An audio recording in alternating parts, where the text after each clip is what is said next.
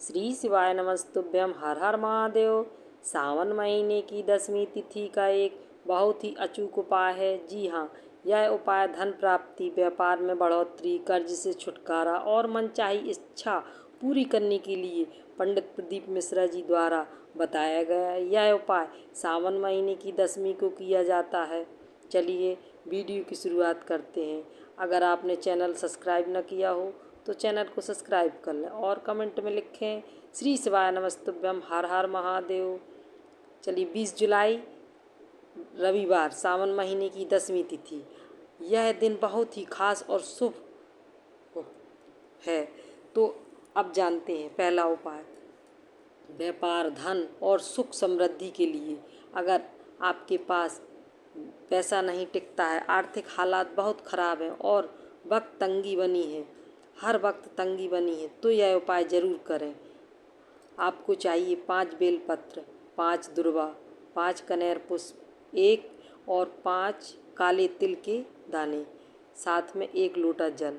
आप किसी भी पास के मंदिर में जाएं और ये पहले बेलपत्र अर्पित करें, फिर दुर्वा घास, फिर 5 कनेर के पुष्प और 5 काले तिल के दाने।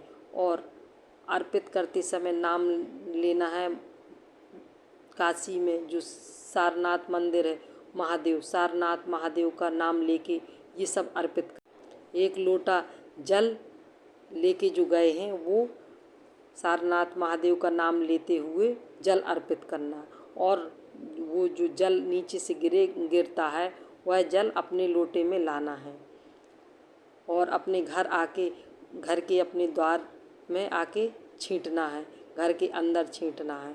यह उपाय चौखट में घर के अंदर सब कहीं जल का छींटन करना है। यह बहुत ही असरदार और ख़ास उपाय है।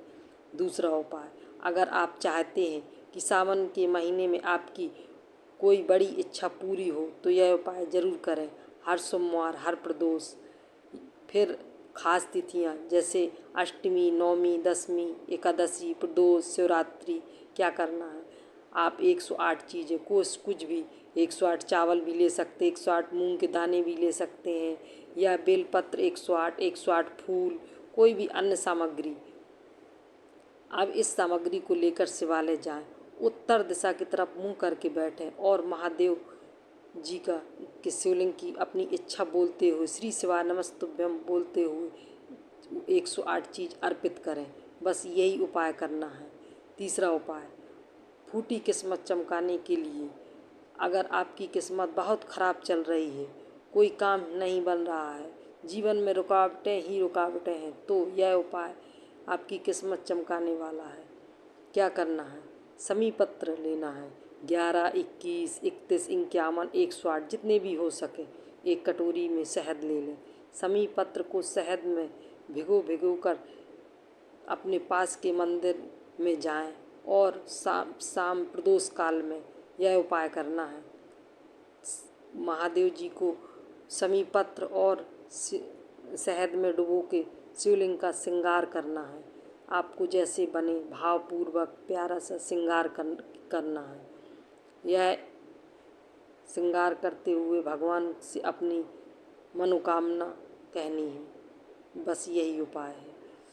और ज़रूरी बात, जैसे बेलपत्र धोकर दोबारा चढ़ाया जा सकता है, लेकिन धतूरा, समी पत्र और कुछ भी चीज़ें हैं जो फूल धोकर नहीं चढ़ाए जाते हैं 10वीं तिथि।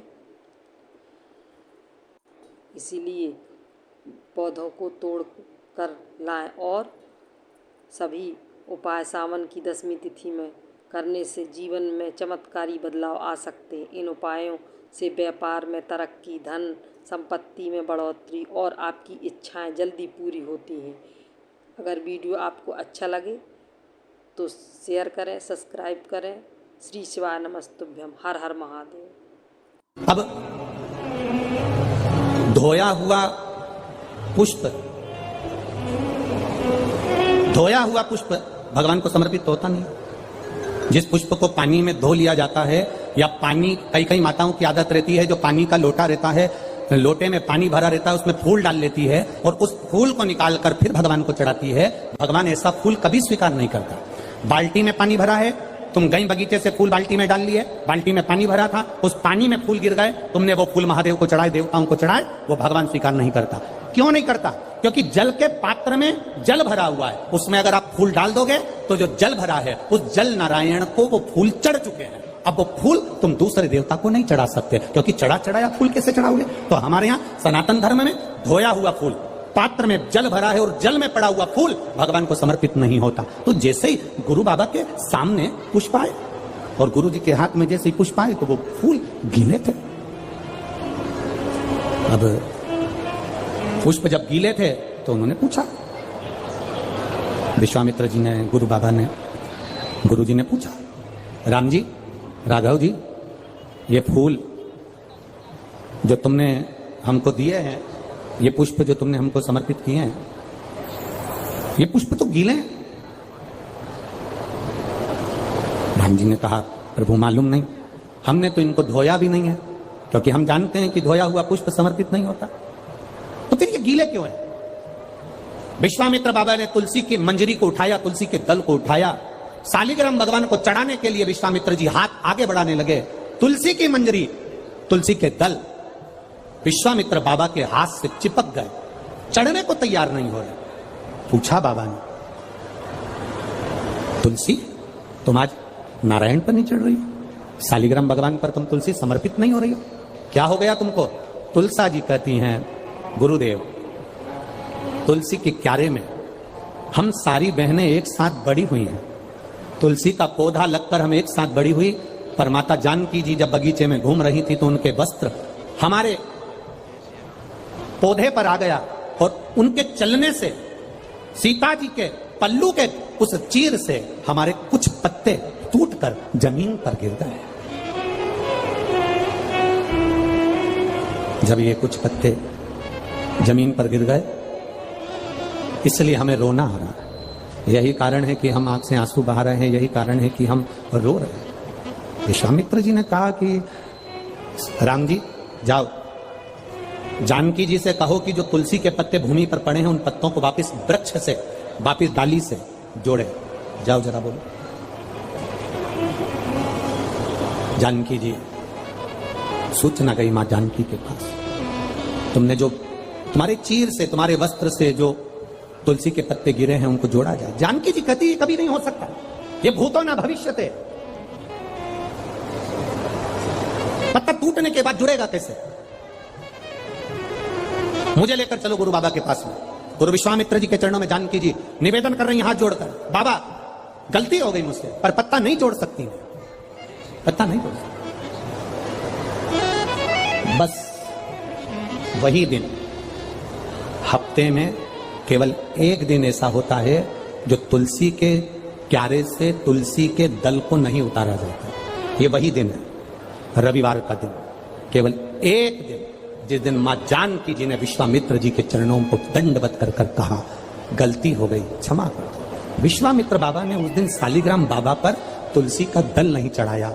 हमारे आज भी वो दिन रविवार का आज तक गिना जाता है, इसलिए रविवार के दिन तुलसी का दल नहीं तोड़ा जाता, इसलिए तुलसी के दल को तोड़ते नहीं है। जो नीचे पड़ा था, जानकी जी के पल्लू से जो दल नीचे गिर गए थे, जो तुलसी के पत्ते नीचे गिर गए थे, बाबा ने राघव जी को भेजकर वो पत्ते बुलवाए और वो पत्ते, वो तुलसी के दल शालिग्राम भगवान पर चढ़ाए। इसलिए रविवार के दिन जो पत्ते गिरे रहते हैं उन पत्तों को हम भगवान को समर्पित कर सकते हैं। 2 दिन पहले के, 8 दिन पहले के समर्पित कर सकते हैं, पर रविवार को तुलसी का दल नहीं तोड़ा जाता। ये इतना विशेष महत्व हमारे सनातन धर्म की पूजन पद्धति का है,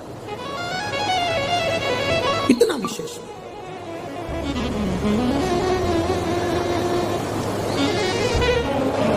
बहुत सावधानी से सुनना, रजस्वला धर्म के अंतर्गत नारी भोजन भी बन रहा है तो उस पर दृष्टि ना दे।